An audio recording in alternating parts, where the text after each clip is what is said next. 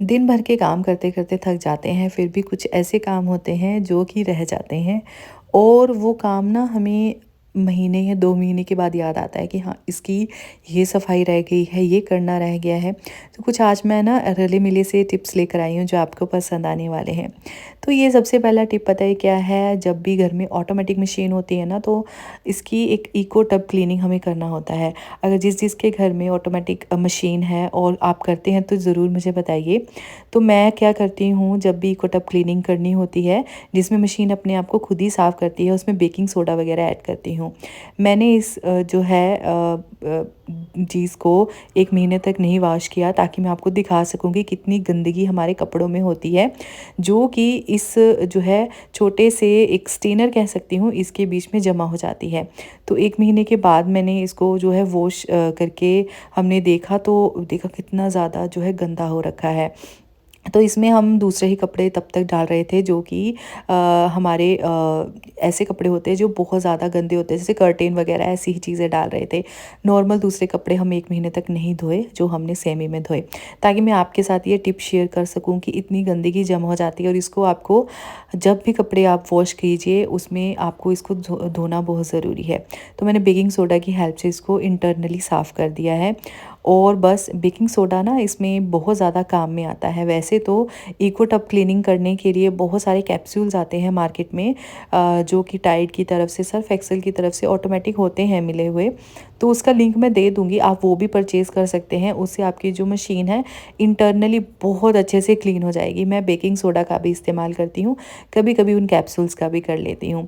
सारी चीज़ें अच्छे से साफ़ करने के बाद यहाँ पर मैंने पावर ऑन किया है और उसको थोड़ी देर के लिए दबा कर रखना है। उसके बाद जहाँ पर डेलिकेट्स लिखा है और उसके नीचे इको टब क्लीन लिखा है, इसको आपको 3 से 4 सेकंड के लिए प्रेस करना है, देन स्टार्ट कर देना है।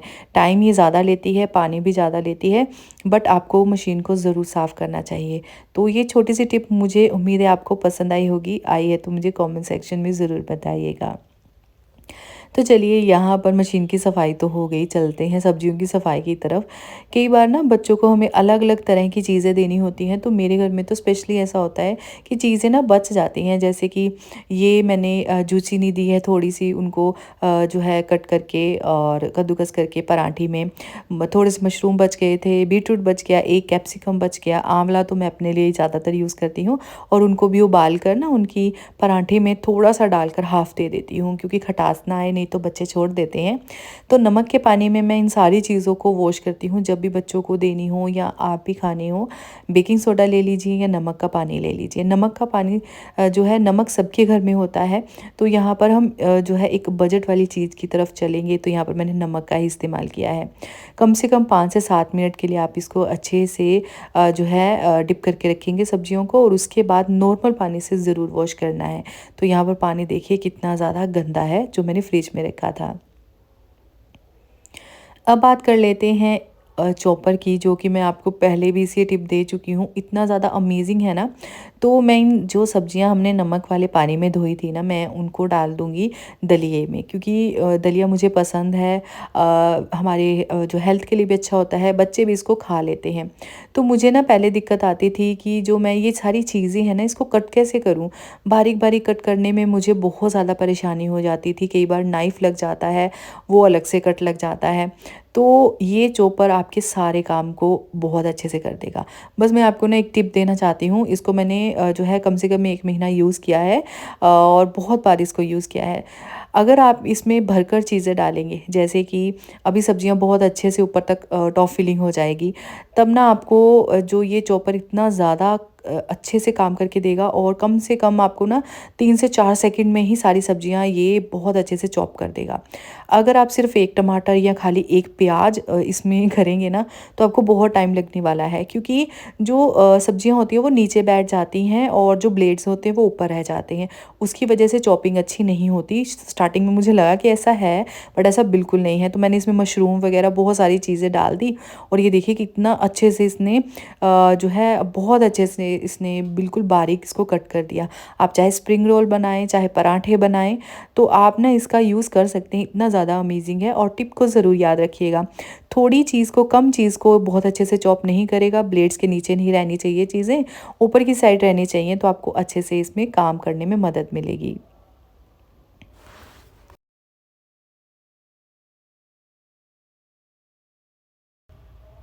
तो कभी-कभी ना हमें तड़का कुछ अलग से भी लगाना चाहिए, जैसे ज़ीरा और मैंने पीली सरसों का तड़का लगाया है। दलिए में अगर आप ऐसा तड़का लगाते हैं ना तो दलिए का टेस्ट बहुत अच्छा आ जाता है। तो बाकी आप और जो बाकी चीज़ें आप इसमें ऐड करना चाहते हैं वो ऐड कर सकते हैं। उसके बाद ना आप ये तड़के में ज़रूर शामिल कीजिएगा।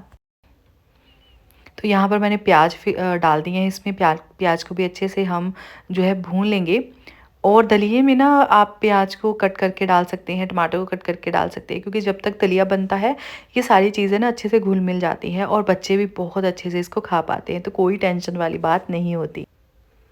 तो उसके बाद आप इसको दलिए के फॉर्म में बनाएं और इससे दलिया का जो टेस्ट होता है बहुत ज़्यादा बढ़िया हो जाता है।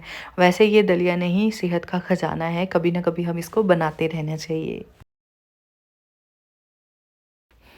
बच्चे कई बार ना सब्जियां बिल्कुल नहीं खाते, तो मेरे पास तो सिर्फ़ एक ही सॉल्यूशन होता है कि बच्चों को वो सारी चीज़ें रोटी के बीच में, पराठे के बीच में डाल कर दूँ।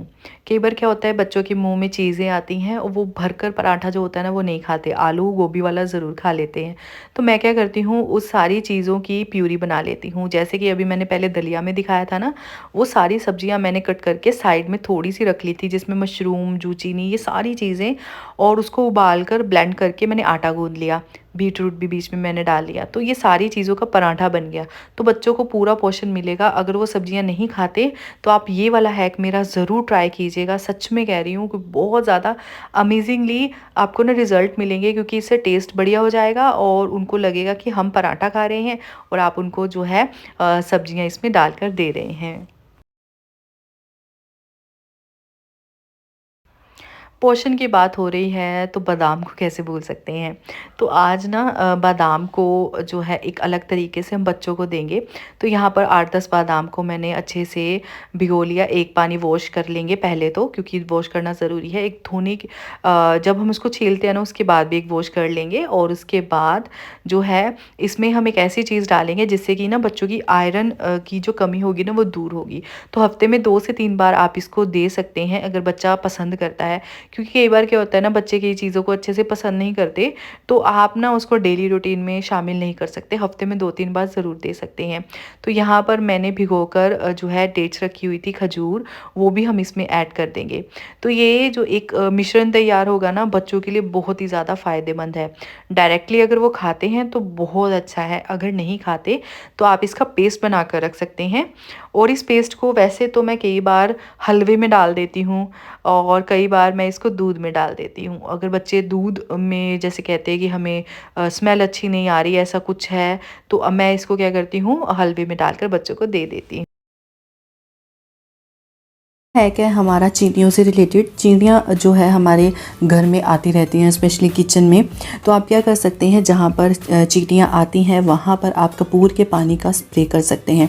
कोई भी घर में स्प्रे वाली बोतल रखिए और जहाँ पर भी चींटियाँ निकलती हैं, चाहे आपके किसी भी रूम में हो, किचन में हो, कई बार बेड के साइड पर, बेड के ऊपर भी चढ़ जाती हैं अगर हम कुछ खाते वगैरह हैं, मीठा वगैरह खाते हैं बच्चे लेकर, तब आप क्या कर सकते हैं, इसको अपने बेड के चारों ओर स्प्रे कर सकते हैं। कपूर की खुशबू से ही जो है चींटियाँ भागने लगेंगी और बिल्कुल भी चींटियाँ आपको तंग नहीं करेंगी।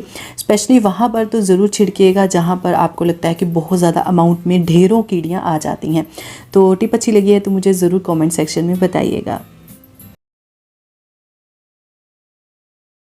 नेक्स्ट टिप है हमारी ड्राई फ्रूट से रिलेटेड। ड्राई फ्रूट्स हमें जो है डेली खाने चाहिए, हमारी हेल्थ के लिए बहुत ही ज़्यादा बढ़िया होते हैं। तो कुछ ड्राई फ्रूट्स तो मैंने ओपन नहीं रखे हुए हैं कि इसमें से निकाल कर मैं डेली यूज़ करती हूँ, चाहे वो भिगोने के लिए यूज़ करूँ, चाहे इनका पाउडर बना कर रखूँ, मैं डेली इनका यूज़ करती हूँ। पर जो पैकेट्स होते हैं ना जिनका हम बाद में यूज़ करने वाले हैं, उनको कीड़े से बचाने के लिए, यानी कि कीड़े ना लगें, उन पैकेट्स को बचाने के लिए आप बहुत ही बढ़िया सी ट्रिक फॉलो कर सकती हैं। पहले तो मैंने इसका बताया हुआ है कि आपको इसमें देसी घी भी डाल सकते हैं, देसी घी वाला भी मैंने हैक इसमें ट्राई किया हुआ था। और आप क्या कर सकते हैं, इसको फ्रीज़र में रख सकते हैं, जब आप यूज़ करना होगा आप इसको निकाल सकते हैं और यूज़ कर सकते हैं।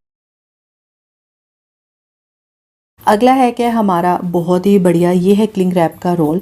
ये जो मैंने बॉक्स था ना, इसको फेंका नहीं। इस बॉक्स में ऐसे ही मैंने एक और बॉक्स में बहुत सारी छोटी छोटी चीज़ें डाली हुई हैं।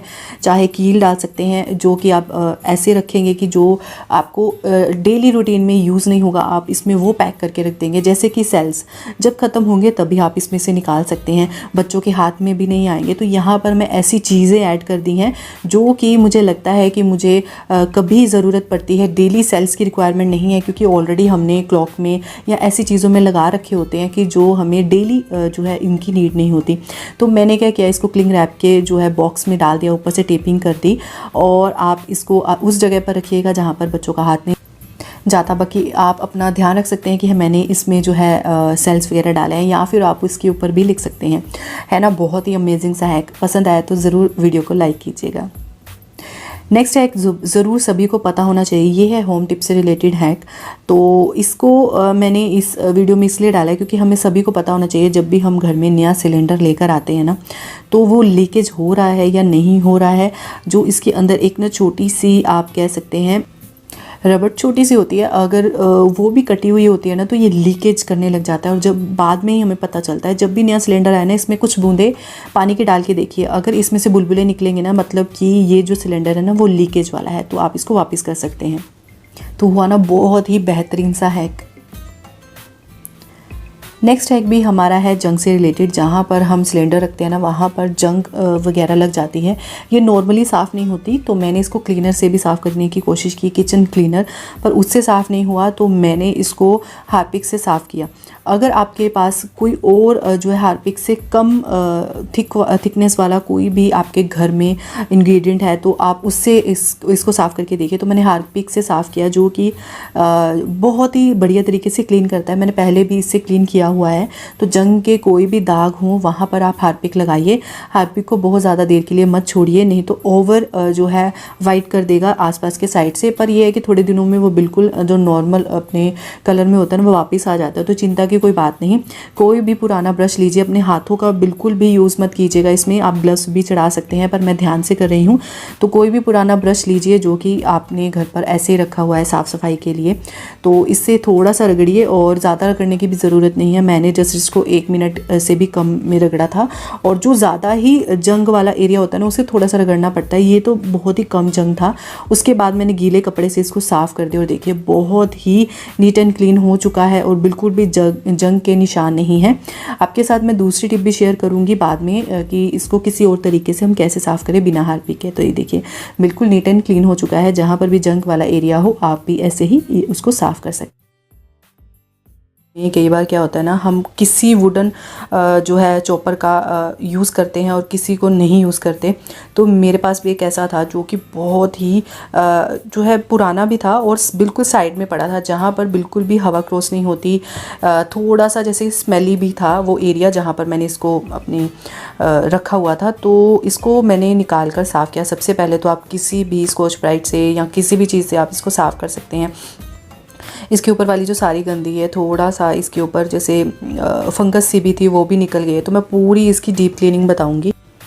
तो सबसे पहले तो इसको हम साफ़ ही कर लेंगे, और साफ़ करने के बाद इसको धो लेंगे, और कम से कम मैं इसको बाद में एक धूप तो ज़रूर लगवाऊंगी। यहाँ पर मैंने धो लिया है अच्छे से। अब इसकी हम करेंगे डीप क्लीनिंग। इसकी जो फंगस है ना, उसकी वजह से बैक्टीरिया वगैरह भी होंगे, तो इसकी हम करेंगे डीप क्लीनिंग बेकिंग सोडा से। तो बेकिंग सोडा यहाँ पर मैंने पोर कर दिया है। अच्छे से इसको फैला लेना है चारों साइड, और थोड़ा सा यहाँ पर मैंने नमक भी पोर कर दिया है।